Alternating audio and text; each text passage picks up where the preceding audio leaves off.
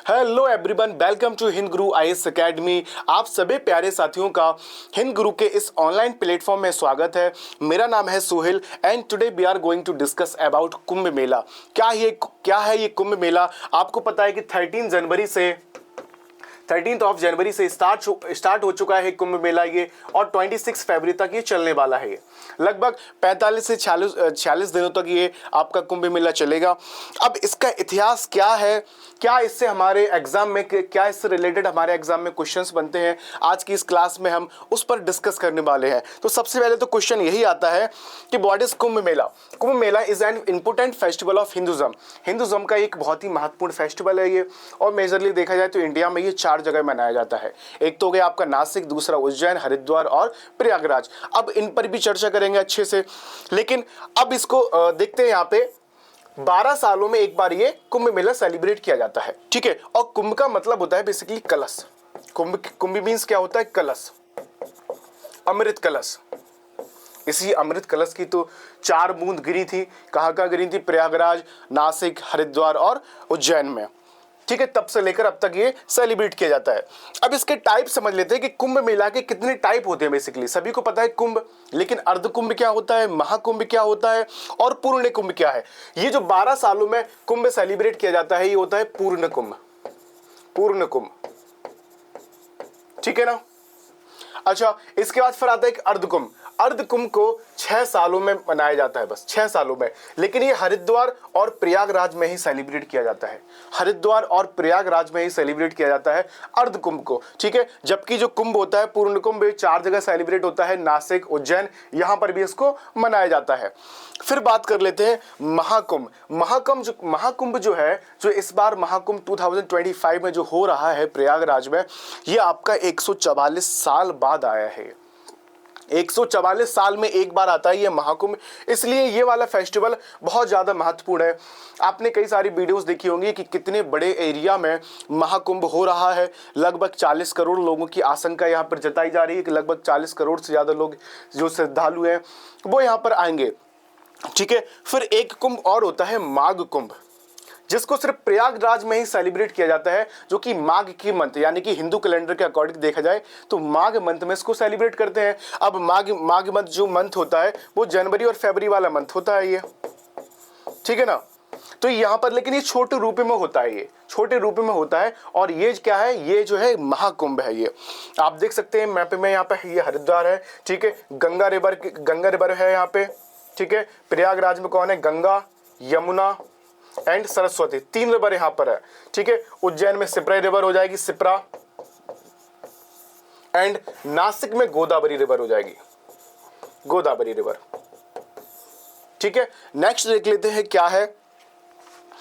अब बात करते हैं कि जो कुंभ मेला है वो मेजरली देखा जाए तो 4 जगह होता है।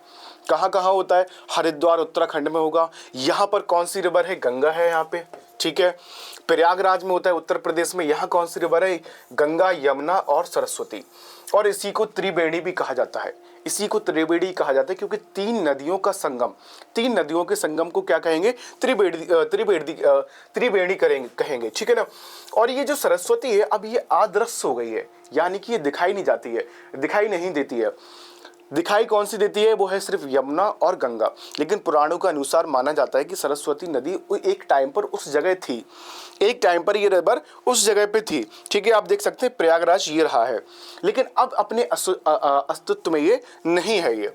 चलिए फिर देख लेते हैं उज्जैन। उज्जैन जैसा कि मैंने आपको बताया सिप्रा रिवर है यहाँ पे, और नासिक में यहाँ पे गोदावरी रिवर है यहाँ पे।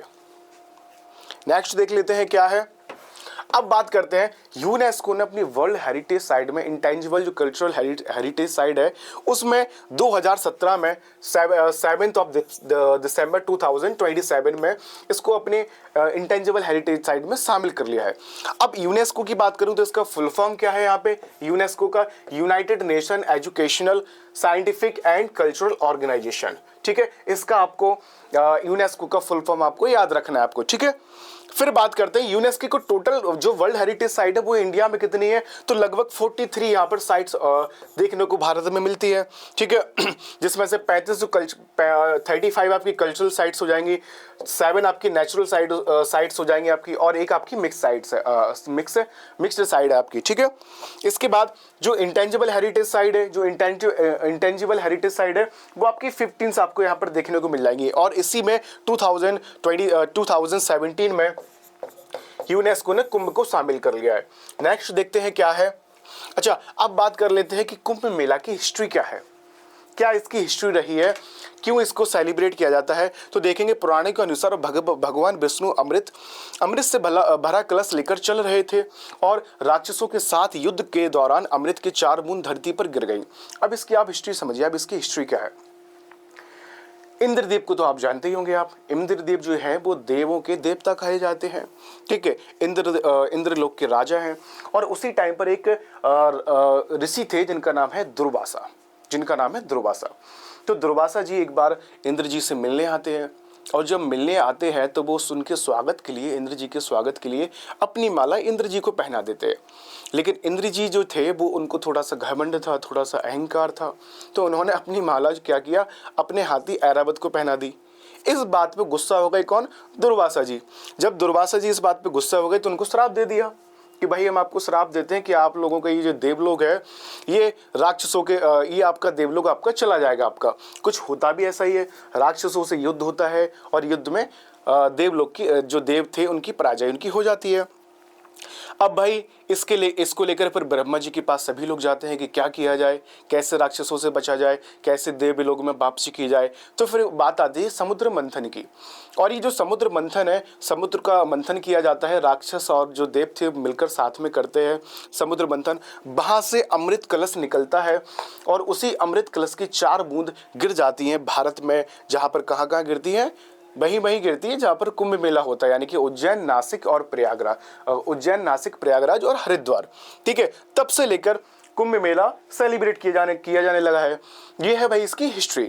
अब आते हैं कुछ इंपॉर्टेंट पॉइंट्स पर। इंपॉर्टेंट पॉइंट ये है कि आपको याद रखना है कि 13 जनवरी से ये स्टार्ट हो चुका है, और जो कुंभ मेला होता है वो आपकी माघ मंथ में ही सेलिब्रेट किया जाता है। यानी कि हिंदू कैलेंडर का अगर पहले मंथ की बात करूं मैं तो चैत्र हो जाएगा आपका, ठीक है। और उसी हिंदू कैलेंडर के अकॉर्डिंग माघ मंथ यानी कि जनवरी एंड फरवरी में आता है। यहाँ से ये स्टार्ट होता है, मकर संक्रांति से ये स्टार्ट होता है। एवरी 12 ईयर में ये होता है। कहाँ पर, हरिद्वार, प्रयागराज, उज्जैन एंड नासिक में। डेट अगर देखा जाए लोकेशन वाइज, अगर मैं यहाँ पे बात करूँ यहाँ पे, तो जुपिटर, सन एंड मून के आधार पर ये इसको सेलिब्रेट इसको किया जाता है, ठीक है। अच्छा, ये पॉइंट्स मैं आपको बता चुका हूँ मैं आपको, ठीक है। अब बात कर लेते जो यहाँ पर जो शाही स्नान है, वो शाही स्नान कब यहाँ पर होंगे। जैसा कि देखा जाए यहाँ पे जो गाइडलाइंस जारी हुई है उनके अकॉर्डिंग 13 जनवरी को पहला स्नान हुआ है यहाँ पे, ठीक है। एंड इसके बाद 14 जनवरी को स्नान होगा, फिर 29 जनवरी को यहाँ पर होगा, ठीक है। इसके बाद 3rd होगा कब यहाँ पर, 4th हो जाएगा आपका 3 फरवरी को आपको यहाँ पर हो जाएगा, 3 फरवरी को। इसके बाद 12 फरवरी को यहाँ पर कौन सा 5th है, एंड फिर इसके बाद 26 फरवरी को है महाशिवरात्रि को, ठीक है। ये कुछ गाइडलाइंस जारी हुई थी। अगर आप लोग जा रहे हैं यहाँ पे, सोच रहे हैं जाने का, अगर आप तो आप जा सकते हैं, क्योंकि इस स्नान में माना जाता है कि जो लोग इस टाइम पर स्नान कर लेते हैं प्रयागराज में तो उनको मोक्ष की प्राप्ति होती है, उनके सारे पाप धुल जाते हैं। चलिए नेक्स्ट बात करते हैं। यहाँ पे फिर देख सकते हैं ये है संगम, ठीक है। यह है यमुना रिवर और यह है गंगा, यहाँ पर इनका संगम हो रहा है। और यहाँ देख सकते हैं आप, ये क्या है, ये कुंभ का पूरा एरिया है ये। और सरस्वती रिवर क्या है, अब आदर्श हो चुकी है, लेकिन माना जाता है कि सरस्वती रिवर भी अपना यहाँ पे संगम अपने यहाँ पे बनाती है, ठीक है। तो इसको त्रिवेणी कहा जाता है। पहला पॉइंट आपका यहाँ पर ये रहा है, त्रिवेणी, ठीक है। बाकी जो मैंने बताया वही यहाँ पे लिखा है यहाँ पे। नेक्स्ट देखते हैं क्या है। अच्छा, इस कुंभ मेला में कई सारे साधु ऐसे हैं जो मिल जाएंगे यहाँ पे, साधु, नागा साधु जो तपस्या करते रहते हैं, ठीक है, पहाड़ों में है या फिर कहीं पर अपने भगवान की आराधना कर रहे हैं। तो यहाँ पर सारे लोग आपको यहाँ पर इस टाइम पे मिल जाएंगे। अगर आप जाएंगे तो यहाँ का अनुभव ही यहाँ का बहुत अच्छा यहाँ का अनुभव यहाँ का है। चलिए, और ऐसे ही कड़ी में एक ये बाबा है IIT बॉम्बे वाले बाबा, ठीक है, जो बहुत ज़्यादा वायरल हो रहे हैं। वो वायरल होने का कारण भी क्योंकि ये IIT बॉम्बे से है ये, उसके बाद ये सब कुछ त्याग देते हैं और एक ये साधु जी एक ये बन जाते हैं कि ये। नेक्स्ट देखते हैं यहाँ पे इससे रिलेटेड क्वेश्चंस हमारे एग्जाम में और क्या क्या आ सकते हैं। सबसे पहले देखते हैं, एक FM चैनल क्रिएट किया है, ठीक है, FM चैनल लॉन्च किया है। किसने किया है? उत्तर प्रदेश सरकार ने किया है, जिसका नाम है कुंभवाणी, कुंभ बनी, ठीक है, कुंभ बनी। अब नेक्स्ट बात कर लेते हैं यहाँ पे और क्या यहाँ पे इंपॉर्टेंट यहाँ से होने वाला है, what is the meaning of Kumbh. Kumbh का मतलब होता है कलश, कुंभ का मतलब क्या होता है, कलश होता है कुंभ का मतलब, ठीक है। फिर देखते हैं यहाँ पे इन विच डिस्क्राइब, तो कौन सी स्क्रिप्चर्स में जो है कुंभ मेला के बारे में बताया गया है, तो वो है आपका स्कंद पुराण, ठीक है, स्कंद पुराण में बताया गया है कुंभ के बारे में। चलो, which fairs is also called Mahakumbh of tribals, तो ट्राइबल्स के लिए देखा जाए तो कौन सा हो जाएगा इसमें, इसका आप ऑप्शन में आप कमेंट करके बताएंगे कि इसका आंसर क्या होगा, ठीक है। ट्राइबल्स के लिए जो कुंभ होता है वो कुंभ कौन सा होता है। इसके बाद फिर आप बताएंगे ईस्ट का कुंभ कौन सा है, दोनों आप कमेंट करके आप लोग जरूर बताएंगे आप लोग, ठीक है। मैंने दे भी रखा है यहाँ पे ईस्ट वाला मैंने यहाँ पे। Which festival is also called the Mahakumbh of the east, ठीक है, तो इसका भी आप ऑप्शन में आप मुझे बताएंगे, नहीं बताएंगे तो मैं आपको बता देता हूँ, अम्बुबाची। आसाम में होता है कामाख्या टेम्पल, एक आसाम में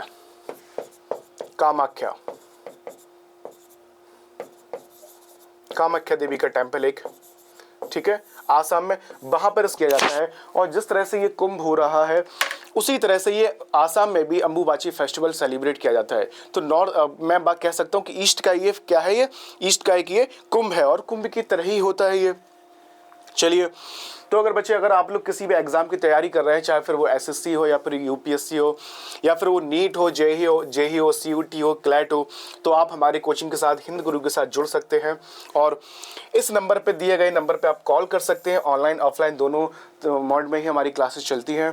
तो आज की क्लास आपको कैसी लगी एक बार आप कमेंट करके जरूर बताएंगे। धन्यवाद।